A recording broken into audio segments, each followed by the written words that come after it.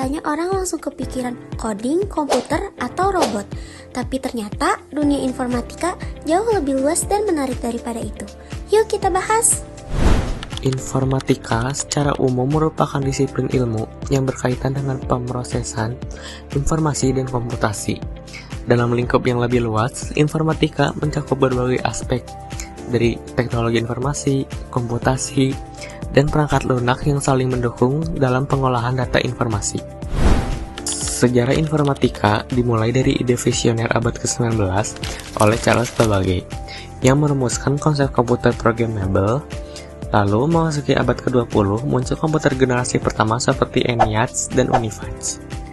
Kemudian datang komputer generasi kedua dengan transistor dan bahasa pemrograman seperti Fortran dan COBOL. Lalu pada era ketiga yang membawa resolusi sirkuit terpadu serta munculnya ARPANET yang menjadi cikal bakal internet. Selain itu, informatika juga punya sejarah tersembunyi. Misalnya, ada Lovelace, perempuan yang dianggap sebagai programmer pertama di dunia, bahkan sebelum komputer benar-benar ada. Atau ada Grace Hopper, yang menciptakan kompiler dan membuka jalan lahirnya bahasa pemrograman modern. Dan yang gak banyak orang tahu, dulu pekerjaan sebagai programmer justru banyak dilakukan oleh wanita. Informatika juga bukan sekedar teknologi, tapi itu juga sebagai cerita manusia. Dampak sosial informatika tidak hanya memberikan dampak positif bagi para penggunanya, tetapi juga bisa berdampak negatif jika tidak disikapi dengan bijaksana. Dampak sosial positif. Yang pertama, kemudahan untuk mengakses informasi yang terjadi di seluruh belahan dunia. Perkembangan internet kini membuat batasan jarak menjadi hilang. Informasi kini bisa kita dapatkan dalam waktu singkat, bahkan secara real time. 2. Untuk berkomunikasi dengan seseorang yang jauh, kini sudah bukan menjadi sebuah masalah. Kita bisa dengan mudah berkomunikasi dengan menggunakan email atau aplikasi media sosial lainnya. Tak hanya sebatas tulisan saja, kini kita juga dapat mengirimkan foto dan video untuk komunikasi dengan seseorang. Lalu, ada dampak sosial informatika yang negatif. Pertama, kesenjangan digital akan rentan muncul, lantaran terjadi perbedaan akses dan kemampuan antar kelompok masyarakat. Sebab, tidak semua orang punya perangkat dan koneksi internet yang memadai. 2. Hoax dan disinformasi. Kemudahan dan kecepatan menyebarkan informasi terkadang dimanfaatkan oleh oknum tertentu untuk menyebarkan berita palsu atau hoax. Disinformasi dan hoaks dapat mempengaruhi opini publik, bahkan dapat mengancam keamanan negara.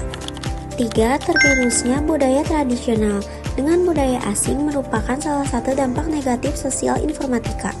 Kemudahan untuk mengakses informasi terhadap tren global dapat mengurangi minat masyarakat terhadap kearifan lokal atau nilai dan kebiasaan setempat. Cara kerja informatika. Yang pertama, komunikasi dan interaksi sosial, ponsel pintar, dan media sosial. Aplikasi seperti pesan instan dan media sosial memungkinkan komunikasi instan dan koneksi dengan orang di seluruh dunia, menghilangkan hambatan jarak. Aplikasi komunikasi menggunakan aplikasi seperti email atau platform video call untuk berhubungan dengan orang lain dengan koneksi internet sebagai sarana. Yang kedua, navigasi dan transportasi sistem GPS. Aplikasi seperti Google Maps atau Waze menggunakan sistem informasi geografis untuk memberikan panduan rute, menghindari kemacetan, dan membantu pelacakan pengiriman. Transportasi online. Layanan seperti Gojek dan Grab memanfaatkan teknologi informasi untuk pemesanan transportasi online dan pengantaran makanan. Yang ketiga, bisnis dan keuangan.